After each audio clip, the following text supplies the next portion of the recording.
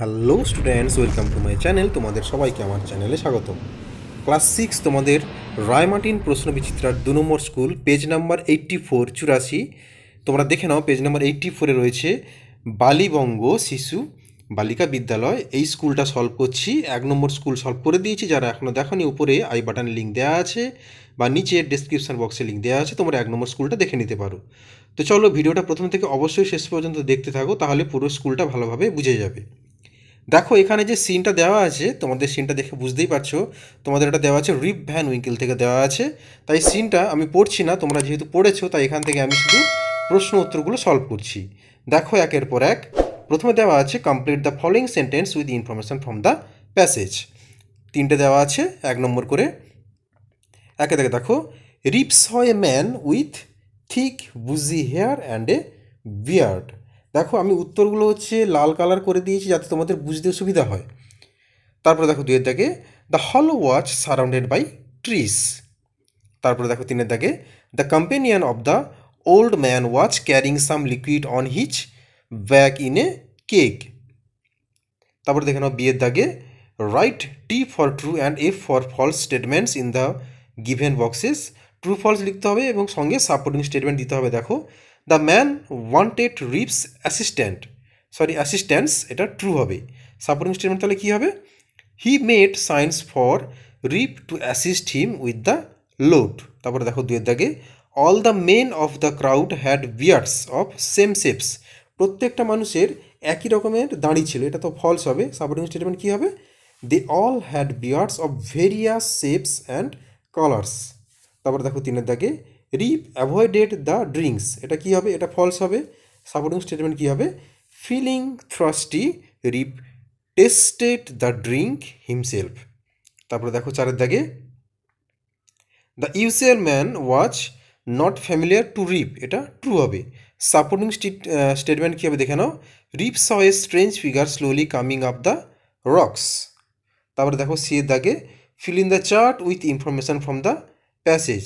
এটা 2 নম্বর করে দুটো দেওয়া আছে। দেখো, রিপ ফেল্ড থ্রাস্টি, এটা কজ দেওয়া আছে, কারণ এফেক্টে কী হবে? Rip drank from the keg. তারপরে দেখে নাও এফেক্টে, দেখে নাও Rip helped the stranger with his warden, এটা কজ করতে হবে, কারণ the old man made signs asking for Rip's assistance.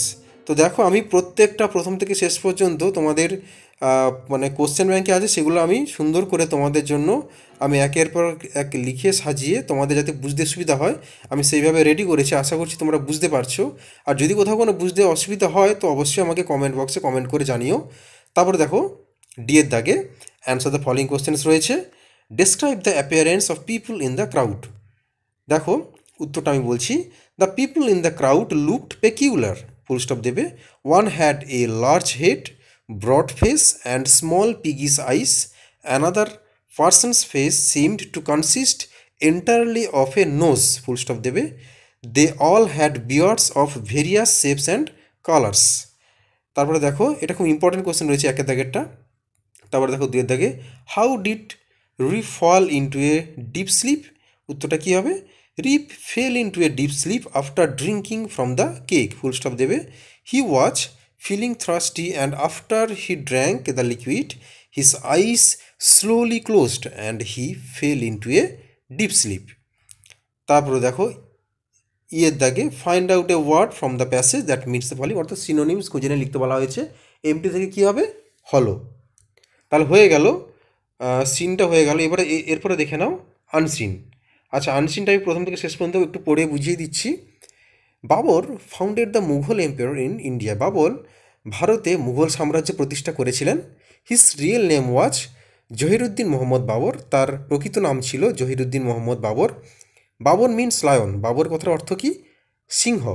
His paternal kingdom was Fergana, তার যে পৈতৃক যে রাজ্য কোথায় ছিল বা সাম্রাজ্য কোথায় ছিল? ফারগানাতে। He was driven out of his paternal kingdom by his enemies. সে তার ওই পৈতৃক যে সাম্রাজ্য থেকে তাকে তাড়িয়ে দেওয়া হয়েছিল কাদের দ্বারা?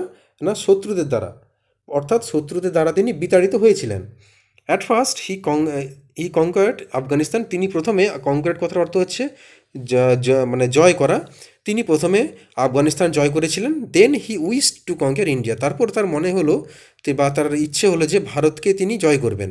At last in the year 1526, লাস্টে 1526 সালে Babur defeated Ibrahim Lodi in the battle of Panipat, তিনি মানে পানিপথের যুদ্ধে ইব্রাহিম লোদিকে হারিয়ে দেন and became the ruler of India, এবং ভারতের শাসক হিসেবে নিযুক্ত হন।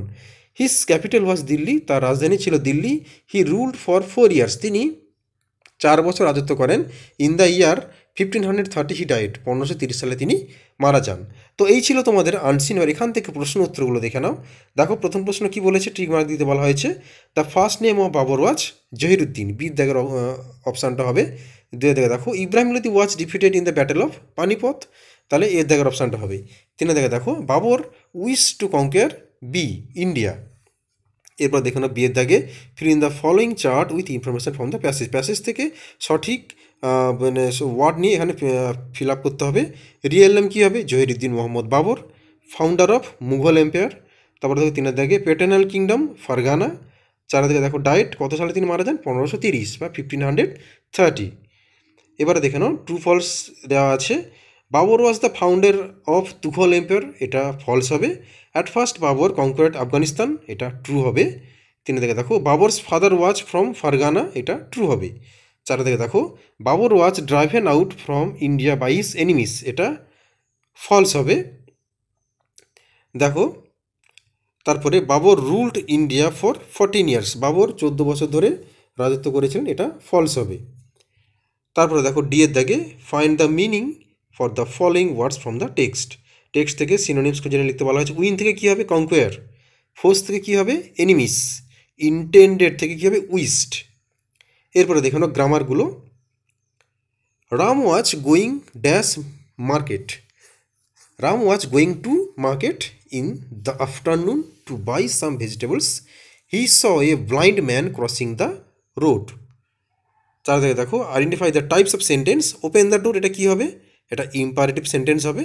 হোয়াট এ বিউটিফুল সাইট, এটা কী হবে, এক্সক্লেমেটরি সেন্টেন্স হবে। 3 থেকে দেখো can you solve the puzzle, এটা হবে ইন্টারোগেটিভ সেন্টেন্স। তারপরে দেখো 5 দাগে fill in the gaps with a suitable verb in agreement with the subject, অর্থাৎ সাবজেক্ট ভার্ব এগ্রিমেন্ট দেওয়া আছে এখানটায়, 4টে দেওয়া আছে 1 নম্বর করে।